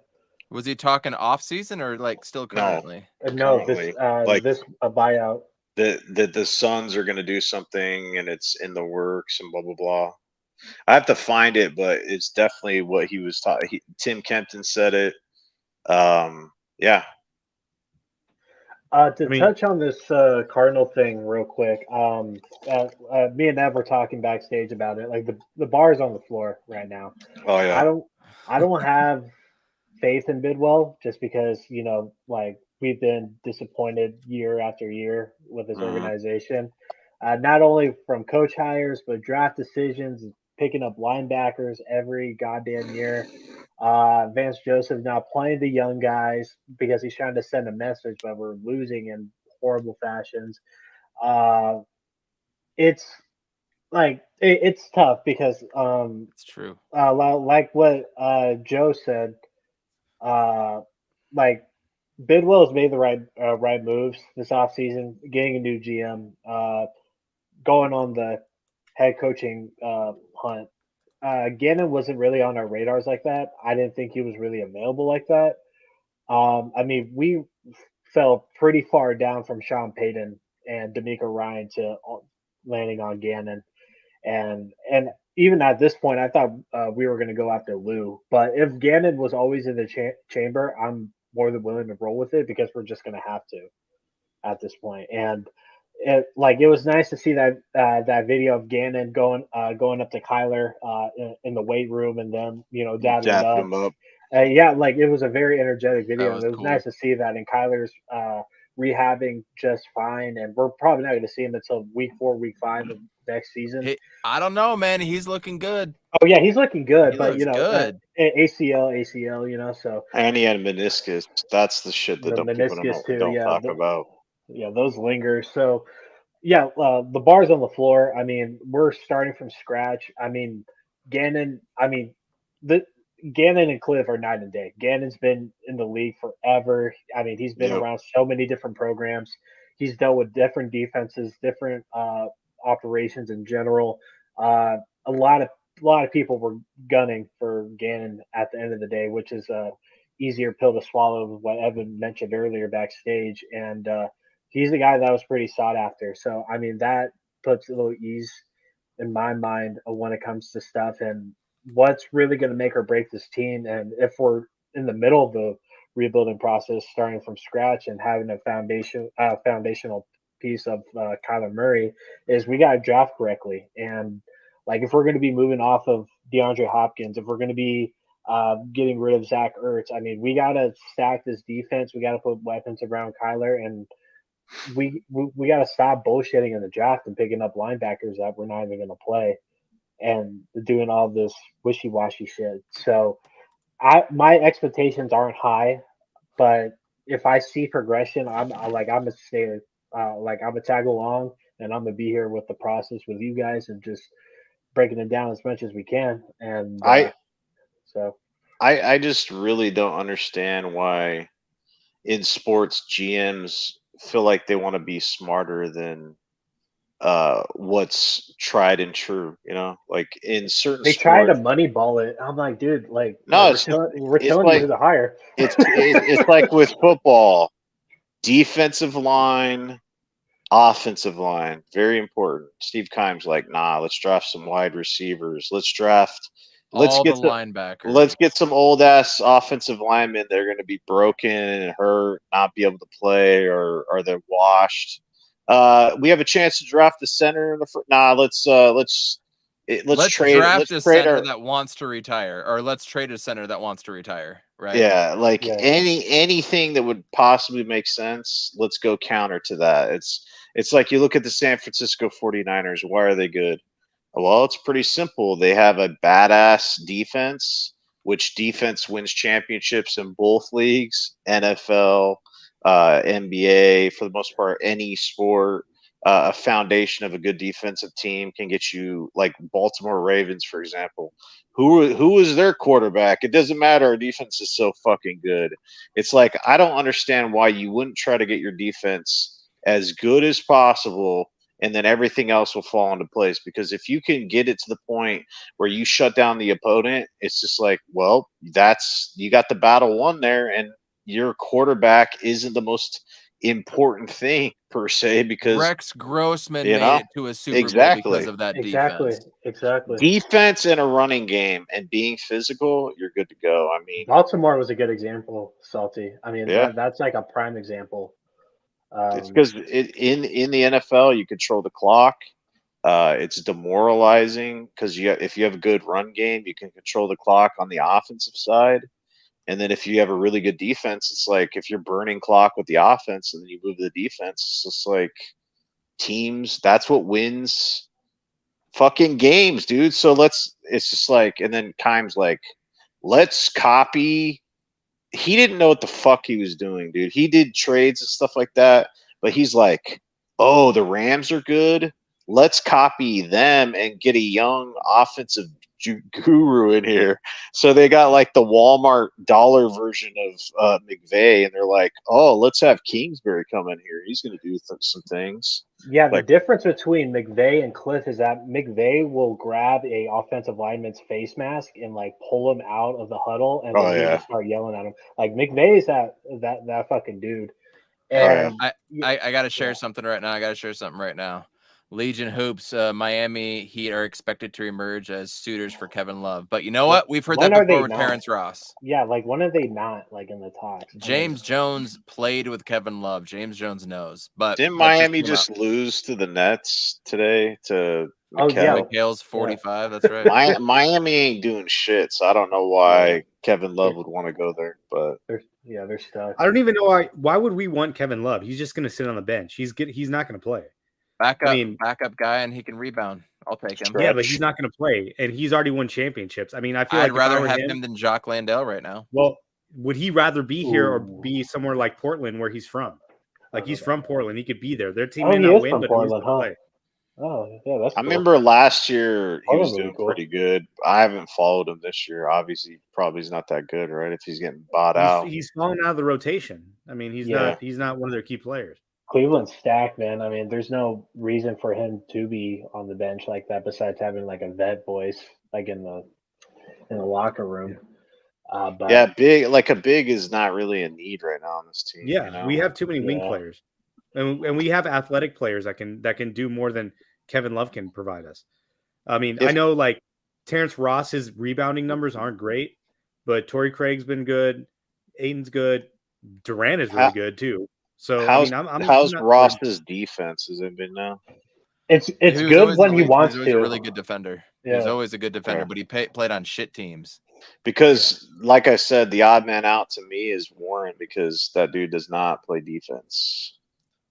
Yeah, it's just like, which is cool. I mean, bench. I mean, which is cool. Yeah, and he's not good at passing either, which is a problem. So, and he's injury prone. Yeah. Going back to Cardinals real quick, and then I actually did want to end with something else. We're running a little late tonight, but this is fun. It's rare that we're all together, so let's keep the good times rolling just for a little bit longer. Salty is right. Get a defense out there, build the lines. I don't know. Shit, dude, we were talking the year that we signed. Oh, I'm the left tackle from the Raiders, Jared Valdir. When we signed him and Mike Dupati, I was texting you. I was like, dude, I don't give a shit about anything else. And this was in 2014 or 15. So just build the lines. And I have been that way ever since. I want a dominant offensive line and a dominant defensive line. And honestly, fill in everywhere else. I don't care. I just want to see what that actually looks like. And it's funny that we didn't get that from Keim, a dude who was an offensive lineman. An offensive lineman. You know, if you can't coach the position that you played at or acquire talent that you played at, then what good are you? Look at Todd Graham and the defensive. I was going to bring him up. Look at Herm Edwards and the defensive backs. Like if that should be like your specialty. Kingsbury and an offense. Dudes. You suck Kingsbury at it. on offense. Come on, man. So, man, just stick to the lines. Build the lines. I don't care about anything else. Justin Pugh's gone. Rodney Hudson's going to be gone. Kelvin Beachum probably gone. Will Hernandez up in the air. With Sean Kugler gone, I don't want him. So we're having a brand new all of them line. Are trash. Dude, cool, our left tackle is on is on the hot seat, right? Everybody's on the hot seat. It doesn't matter. What do we have on the defensive line? A free agent, Zach Allen. What else do we have? We have Rashard Lawrence, who's injury prone, who I love. I love Rashard Lawrence, but we have nothing else. Myjai Sanders, Cam Thomas. Those are on the edges, though. I'm talking about which are dope. I really like those guys. But what do we have on the line? We have makeshift dudes over. We had Corey Peters over. We have Michael Dogby. Obviously, we had JJ Watt and whatnot, but Lecky Fotu has been not what we want. Build the damn line. So, do you trade DeAndre Hopkins for a large amount of picks? Yes. Might have to. If Kyler's not coming back until we. Thank you, Amit. I'm the same. We're not in win mode next year anyway. It doesn't matter. It's like it's the same reason. Like, why are you trading Paul Goldschmidt? Why are you trading guys that are like the centerpieces of your offense or your team for just picks? Especially when you don't know how this guy's going to draft. Like, he has a record with other coaches, but he wasn't the main guy making the decisions on those drafts, right? He was player personnel scout, whatever, but. Dude, I'm keeping DeAndre Hopkins because there's not that many guys that come out of football. I mean, like his salary cap number is that you're gonna find crazy, dude. His cap number is crazy. Yeah, how much getting paid? Yeah, but you end up like the Eagles where you trade a bunch of guys, you have a lot of depth and a lot of players at certain positions, but you still can't win the big one. And you need to have playmakers. I think he fits perfectly with Kyler. I know the age thing doesn't work for both of them, but I think over time you can figure that out. But I would not trade DeAndre Hopkins right now. There's no way I would do that. You don't get players like that, man, all the time. Like that would be killer. If that happens, then you have a wide receiver need. Obviously, you have money at that point to go purchase it. Like, honestly, if they do trade DeAndre for a bunch of picks, a couple first, second, thirds, whatever the package may be, like, I can talk myself into it and build the lines the way I would want, right? If they actually put capital into that. But then you lose a guy like that, and it is like losing Paul Goldschmidt. It 100% is losing that guy. You're losing Jeremy Roenick. You're losing a player of that caliber and magnitude that you just don't find. You don't find DeAndre Hopkins type of level players at any position just sitting out there. You're talking about the top 1-2 players in every position. If we were like contenders, I would say but we have so many fucking holes on this team. Okay, but what about Amit's comment about we don't know how his drafting is going to go? Well, if you have that thought process going into this GM, then we're fucked anyway. Then why would you hire the GM? Because if he sucks, if he sucks and you're not willing to put faith into him, we're screwed anyway. So it doesn't matter if you have DeAndre Hopkins or not, because your team is literally trash right now. Look at, it's like, who's your core and how long is it going to take to turn things around? So it's like, is DeAndre Hopkins going to be the X factor next year? Well, next year, we don't even know how long our quarterback's going to be out, and it's a rebuild. I don't know how long the rebuild's going to take, but I do know that he would command a lot of return when it comes to picks, and that's what you need to turn shit around. So it's like you don't know how your GM's going to draft. Well, yeah, you don't know, but if you want to have a good team, then you're going to be like, yeah, we need to give this guy draft picks. That's my opinion. JJ, does D-Hop want out, do you think? I think it's down the middle. I know that isn't really a answer, but I mean, like from the D Hop standpoint, Kyler is consistently getting hurt. We've had head coaching issues. We're not winning. We totally threw last season in the trash. Our A1 start, we just totally just fumbled. And if we let D Hop go, like this is going to go down as one of the darkest times in Arizona Cardinal history Absolutely. offensively. And it's going to be a bigger indictment against Cliff to where he's probably not even going to get a job, you know. Dude, And look, it's like this. Like Sean McDonough, right? The GM of the Suns at the time, one of the trashiest GMs you could find, drafted Devin Booker, right? And Aiden and Mikal Bridges. So what I'm saying is you have no idea a good GM versus a bad GM. They have bad years, good years, whatever, but you already know the output quantity of a DeAndre Hopkins. Why would you give that up? There's no way you can think in the draft like, oh, this guy's the next Justin Jefferson. He's going to do that. You don't know that, but you know in his prime what D Hop can provide you. yeah, It's Hall of Fame numbers. Why would you even trade that? I actually completely 100% agree with Joe. If D Hop wants to stay, you keep him because then you get a happy D Hop. If he wants out, yeah, there's no that's I really think that that's the simple. most realistic way to think about that. That's interesting. And there's been no evidence that he wants out. All we've heard is like a rumor that maybe he wants to get out. That's it. Yeah, like where I'm at is like what you said, Evan, like building the lines, man. Like we need to figure some shit out when it comes to the line because the last 3-4 years, I mean, we've made no progress in that field. I mean, when we acquired Rodney Hudson, it was cool, but he was early about to retire. And then he gave us one good season, but he got hurt, and then he was hurt all this year. So like we need to figure some shit out. JJ Watt was a good voice to have. I mean, he really wasn't like putting out as much as we thought he would, but I mean, he was still there. I mean, he was still doing what he was supposed to do. Chandler Jones was a black hole for 2 seasons after that Titans game. I mean, he was basically a non-factor. So we need to construct the lines, whatever it takes. I mean, if D Hop even slightly wants to be out, just trade him. Trade him to Chicago. Take all their picks. You know, get a high nice. picks. Yeah, See, and that matters. Like those would be high. A second round pick is the very first pick. It's like it's almost as good as having a late round 1 pick. right. Yeah, like you get some picks, maybe get a nice little piece back. Just like send D Hop somewhere where it benefits both teams. I mean, fucking look at the KD trade. I mean, like let's get something going here because we've been just running in place for like 6 years at this point. And I really thought last season we would probably fix some things over the off season, and then we just contributed nothing. Our defense really outperformed, and that was our biggest concern going into the season. And they overachieved and blew all of our expectations, but our offense didn't contribute anything. Real quick, I wanna go back to NBA just for a few more minutes, and then we'll take off. I kind of want to go down the NBA standings a little bit, and I want to talk about what teams you guys may or may not be afraid of going into the playoffs, whether we are home or away.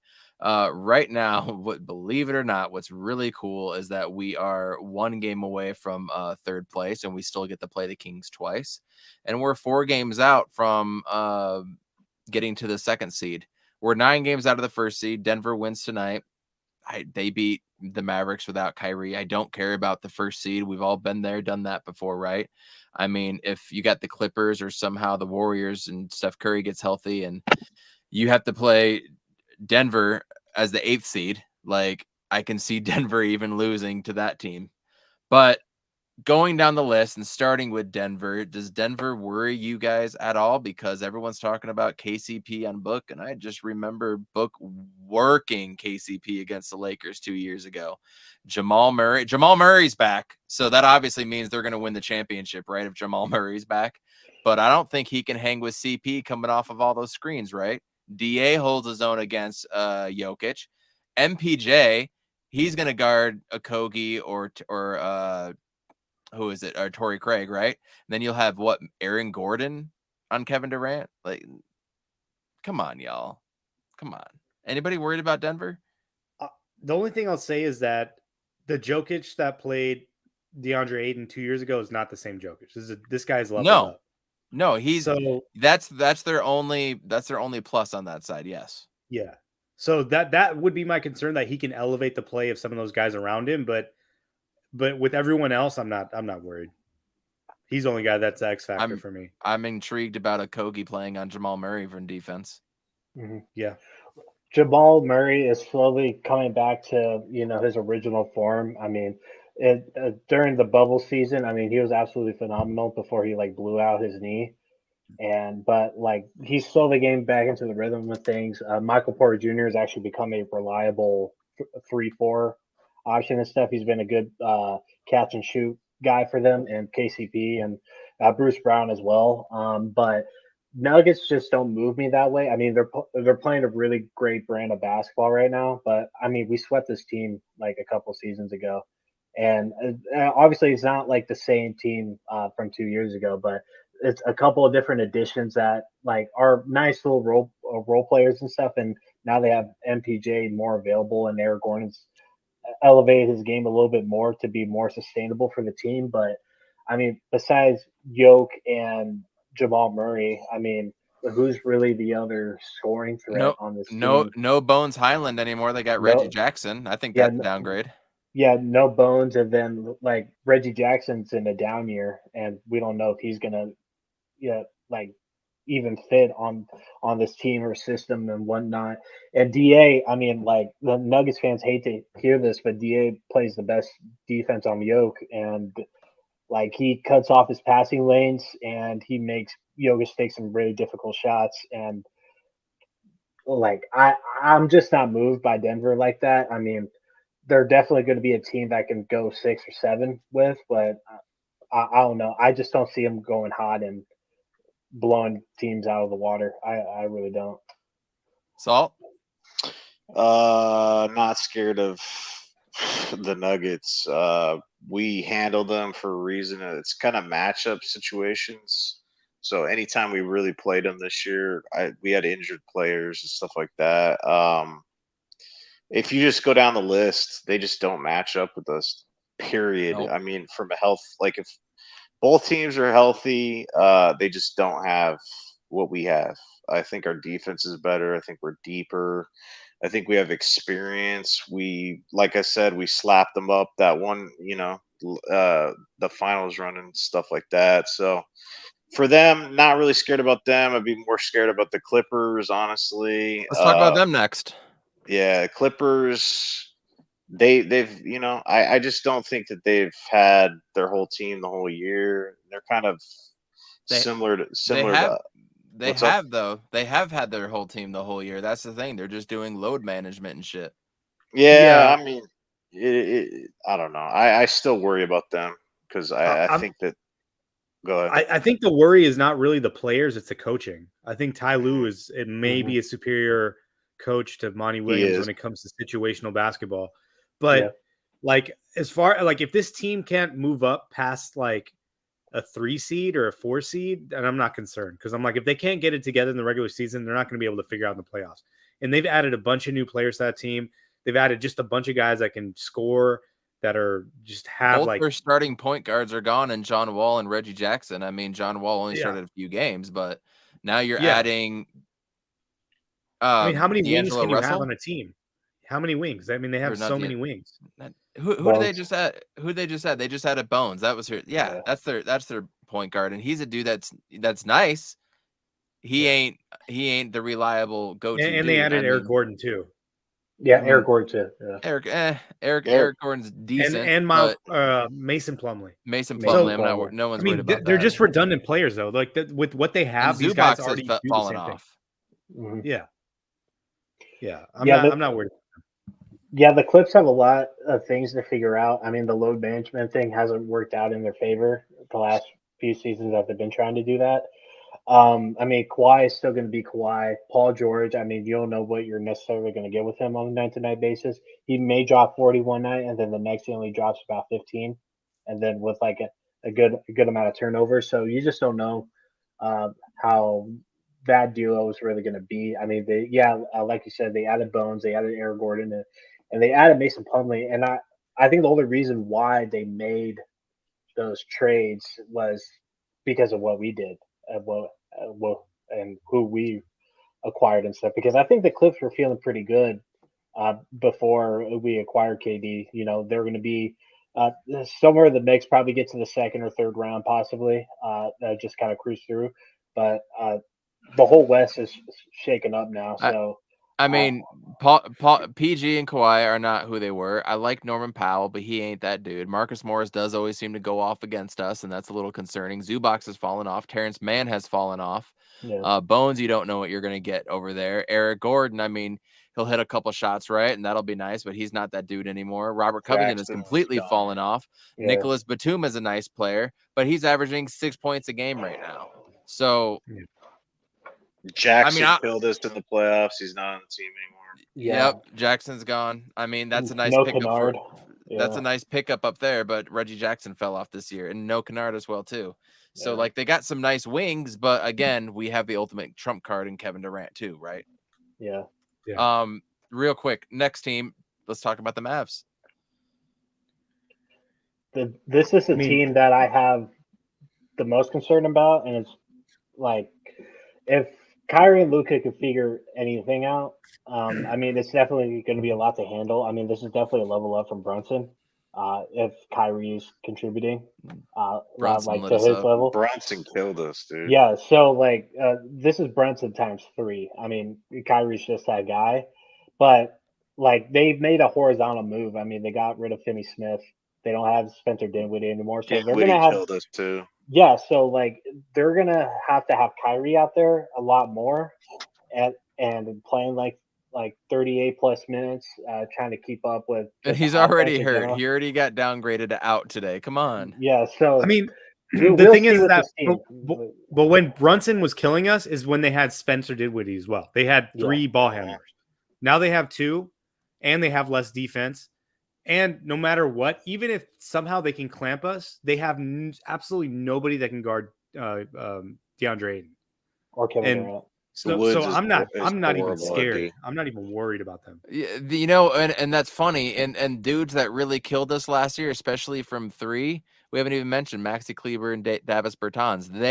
They hurt us tremendously. They were far and away better than Cam Johnson and Mikal Bridges. Yeah. They were far and away better.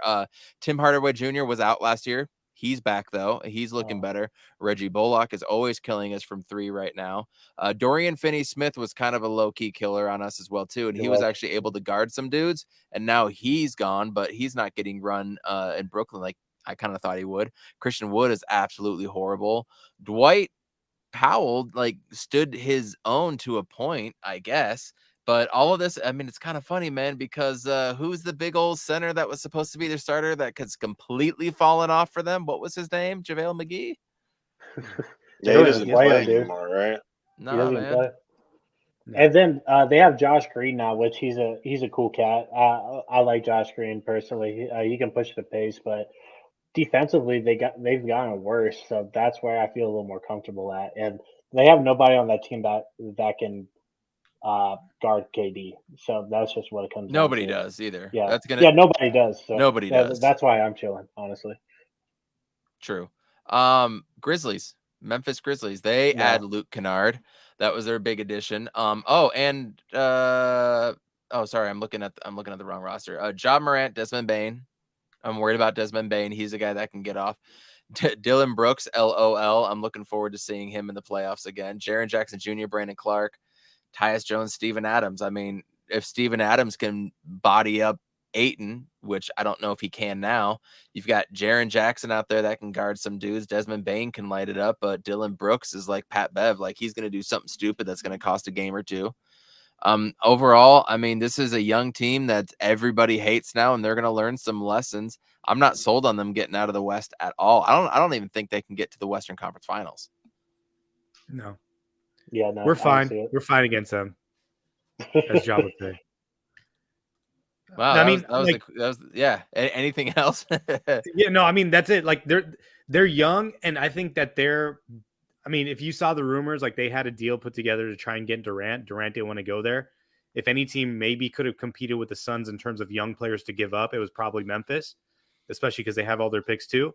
But like, I don't see this team is a couple big pieces away. I think they have a lot of really young players that are contributing really well at a high level, maybe even higher than some of what like Mikal Bridges and Cam Johnson have given us consistently in the playoffs. But like, they're not there. They're not there. There's no way that they're yet. And if they finish the 2 seed, watch out for Golden State getting that 7 seed too, and Golden State would wipe them. Yeah. Jaren Jackson Jr. is pretty overrated. Like, it's just a Jaw show, and Jaw can handle his own. But Desmond Bane's shooting is very off and on. And then, like, if the ball is in Dylan Brooks' hands, I'm feeling pretty comfortable if I'm the opposing team. Especially in a playoff environment is obviously different. We're gonna roll through the last few right here, but I want to touch on the Pelicans.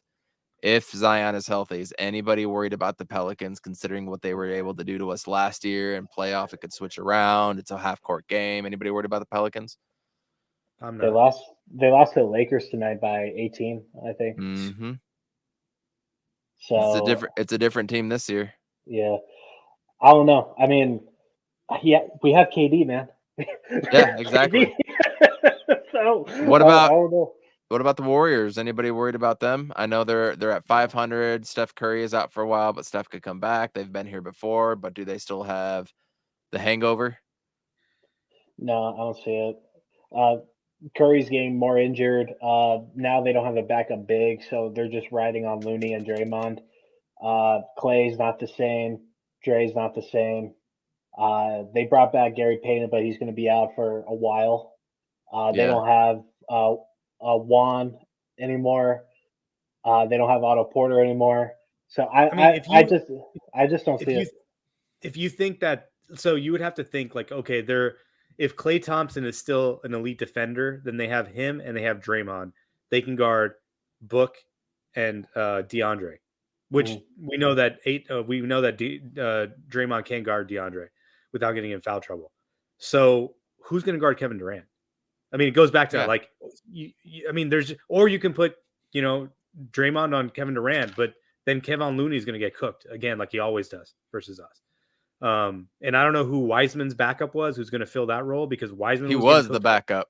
Yeah, he was the backup. So I don't even know if they have another backup, but whoever the guy behind him is going to have to play Ayton as well. So I'm not worried about the Warriors, dude. I'm not worried about anybody in the West, to be honest. There's nobody. That leaves us with the Kings, who I'm not worried about at all. That leaves us with the Timberwolves, surprisingly the 6th seed, but I mean, they're tied for the 7th right now. And then whoever's the 10th seed, which could be the Thunder right now. Like, there's nobody there. I want to leave this tidbit in your mind, though. Is anybody, or just answer the question, yes or no, is anybody worried about anybody from the East? And that may mainly be Philadelphia, Milwaukee, and Boston. Salty, you just unmuted. Are you worried about Milwaukee or Philly or Boston? Celtics and the Bucks. That's the correct answer. Those two. So mine is, I'm afraid of the Bucks. I'm worried about the Celtics, and I'm interested in the Sixers. Like, I'm interested in what that series would look like. But because the Bucks have the pedigree, they got Giannis. They're starting to get healthy. They're winning without Middleton and without Bobby Portis. Yeah. So that's a scary proposition in itself. And if Drew Holiday comes back to form, that's a scary proposition. Drew killed us that series too. Drew murked us. And then the revenge factor. They got revenge Crowder factor now. With Crowder. I don't like. Are we gonna scream "fuck Jay Crowder"? Probably. Pull up in the shirts. But my the last team I would want to face is the Sixers, honestly, because I can't deal with the free throws that Joel Embiid gets. I'll blow my brains out if I have to watch a 7-game series of that. So I rather not face the Sixers. Boston, I'm still not incredibly sold on. Tatum is way too inconsistent for me. And Bucks have won 11 in a row, by the way. I think the Bucks are coming out, dude. Yeah, I've been saying that. Like last playoffs when Middleton went down and Boston went on the run, I'm like Milwaukee's better. With Middleton, they're the team in the East, and as long as Milwaukee stays healthy, they're going to be repping the East for sure. Going down their line, a new guy that we haven't seen. They got Joe Ingles on there. He only averages 6 points a game, but I trust him more than some players. Javon Carter's been playing for like 22 minutes a game, which is crazy. They're gonna have Javon Carter and Jay Crowder. Holy shit, man. Giannis is averaging 32.5 plus 12. Giannis is the best player in basketball. Period. Right now, he is. I agree. He can guard KD. Yeah. And Robin Lopez can somewhat guard to a certain extent. And Drew Holiday can guard Chris Paul all the way up the floor. KD was cooking. But then you're gonna have what? Grayson Allen or Portis, or probably not Portis. Grayson Allen or Jay Crowder on Devin Booker. There's your or Chris Middleton. Or Middleton. Yeah. That's the toughest matchup. If you think about every team in the league, the Bucks are the toughest one. And that's why I'm not sold on Boston like that. I mean, if we see Boston, cool. Even if we don't see Boston, I'd love to face Boston only for the fact that there's so many Jason Tatum dick riders out there that it's just annoying as fuck, dude. Like, honestly, I don't want to play Giannis. No. You can say who guards Kevin? Who guards KD? No one guards Giannis. We don't have. Does Boston get a whistle like that? What? Boston? Yeah, does Boston get a whistle like that? Does Tatum get superstar? Superstar? Sure. And so Tatum does. Jaylen Brown does. Yeah, it's going to come down to them whenever they play. That the good thing is I think the Celtics have the Bucks number. So I just think that's going to work itself out. So I mean, we'll see what happens, because that year that we went to the finals, weirdly enough, I was worried about the Nets more than anything, and then that went 7, and then we all know how that worked out. Yeah, I agree. A lot to decide. I'm not going to play an outro tonight, but does anybody have anything that they want to say and give out before we head out? I'll say something. Us as a fan base, we just need to, just like the team, we learned our lessons. So we're not going to be counting our money under the basket. We're not going to be doing any of that shit, because that's why it's just so many things have to work out in your favor, no matter what you look like on paper. It's just we have to have so many things go our way. But beyond that, I'm just going to enjoy the ride, because I'm excited to be excited about Suns basketball, so. You got something? Go Nets. Go Nets. The Brooklyn Suns. Tomorrow, Gannon press conference at 10 a.m. Why did they schedule that the same day as KD, dude? I don't know. Arizona's been so crazy. The Gannon presser at 10 a.m. and then the KD presser at 2 p.m. So tune in on those. We're just waiting for Friday, honestly. Next Friday for KD to lace up. That's all we're waiting for. Yeah. Hey, we play the Clippers tomorrow. Let's see if TJ Warren is a little more comfortable. Let's see if Terrance Ross plays. I'm really excited for it. NBA All-Star game is going to be here in Salt Lake that I get to work a couple things and volunteer for them. through my company, which is going to be dope. I'm going to go to a Chris Paul workshop on Friday at like 12:30 or 1:30 or something like that. So hopefully I get to meet him there. That's going to be cool. The practice I'm going to go to, I really wish KD was going to be there so I could be like, KD, what's up? With a Suns jersey. I'm excited to see what the buzz is around here when it comes to the Phoenix Suns, considering we have Saban Lee in the G League All-Star game. We don't have a single Phoenix Sun doing anything. And I am so okay with that. It's going to be a fun week. Play the Clippers tomorrow. I'm really curious how that goes. I'm going to do a Spaces at halftime again, so follow me for that. Jump on for 10, 15 minutes, however long that goes. Salty's right. It's going to be a wild ride. It's going to be a lot of fun. 22 more games, Suns fans. We're going to get out of here, y'all.